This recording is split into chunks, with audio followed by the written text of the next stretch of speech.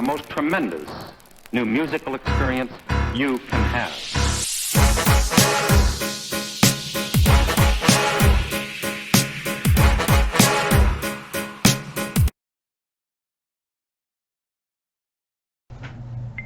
Hey, what's up, y'all? It's Logan, and I'm here bringing y'all this review to this newest Meek Mill project called the Quarantine Pack, short little EP. Now, before I get into this one, I just want to say I'm going to be reviewing 2 videos tonight, getting them out Monday and Tuesday, reviewing 2 tomorrow, getting them out Wednesday and Friday, obviously taking off for Thanksgiving. And for some reason, I went really in detail on my reviews this week. They're going to be longer than they probably should be. Even this one, again, being a really short 4-track, 13-minute EP, going to be a pretty long review. I don't know. I was just feeling the reviews. Wasn't even feeling the albums that much. I mean, they're good. I don't want to spoil anything, but they aren't like top tier, you know. I was just really feeling the reviews, so y'all are going to have to bear with me. Actually, get a little bit excited because I think they're pretty solid, well thought out, detailed reviews. That being said, let's go ahead and get into this one. Everyone knows who Meek Mill is. A famous rapper out of Philly, known for making great tracks on decent albums, with some of the albums being disappointments.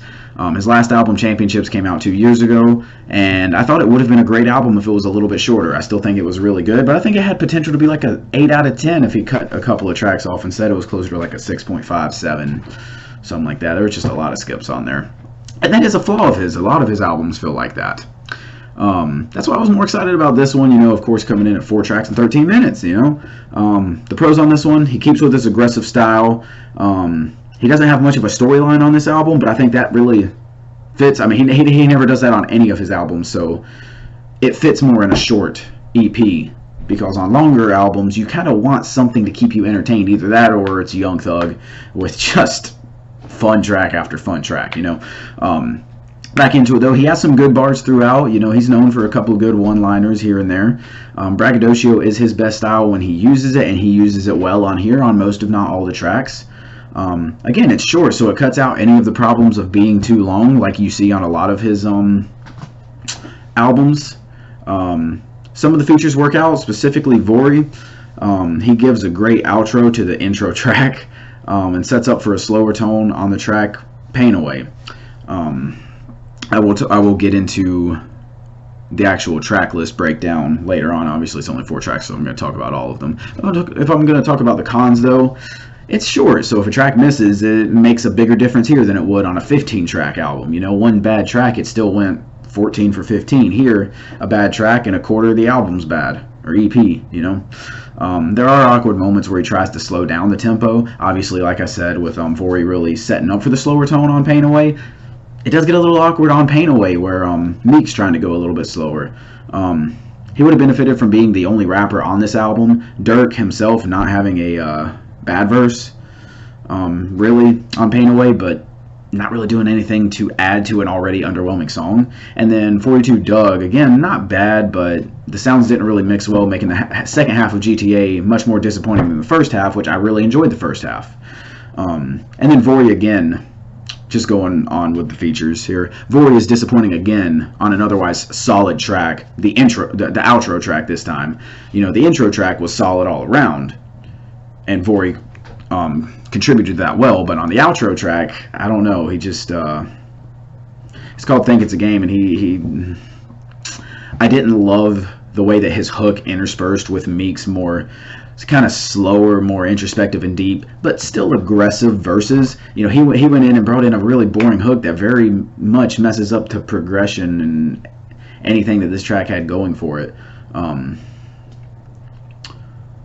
I thought that it could have been a way better track. Overall, I think the first track is really freaking good. The third track is pretty dang solid, if not for the feature. The second track is probably the worst one on here, and then the outro track is really good on Meek's part, really bad on Vori's part. In conclusion, though, I really enjoyed Meek on here. Like I said, Meek performed at near top levels all throughout the album EP. It's the other artists that really bring this one down. And then on the second track, Meek kind of dipped a little bit. Which overall is unfortunate because this really had potential. Overall, I find it to be average, though. I thought that this could have been a lot more, and it wasn't. I still think it's really good because, again, like I said, the artist who made this album really performed well. He just didn't pick artists who would contribute to the success of this. Again, like I said, 4 tracks. I would have been fine if it was only Meek on this. Maybe a singer, you know, Vori on the intro track. Maybe a couple different singers on different tracks if you need them. Whatever. He didn't need rap features, especially Dirk. He needed none of that, so he would have benefited more from just being him. Again, 4 tracks, 13 minutes. I can deal with hearing only Meek for that long, you know? Especially over pretty solid production, a lot of aggressive production, all of that. So overall, I thought this was decent. I thought it was okay. I just don't think it stands out, and I don't think I'm going to remember it. Matter of fact, I think I am going to go with a forgettable 6.5 out of 10 on this one.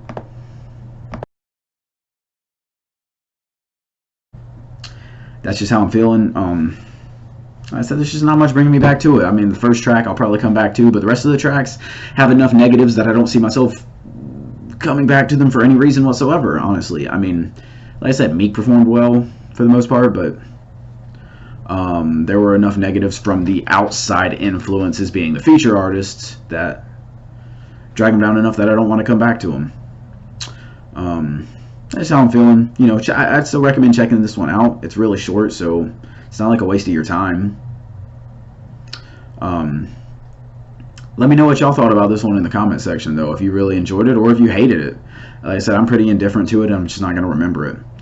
Make sure to hit the like button, comment, sub, hit the bell next to my name for notifications. I appreciate y'all, and I will hit y'all up next time.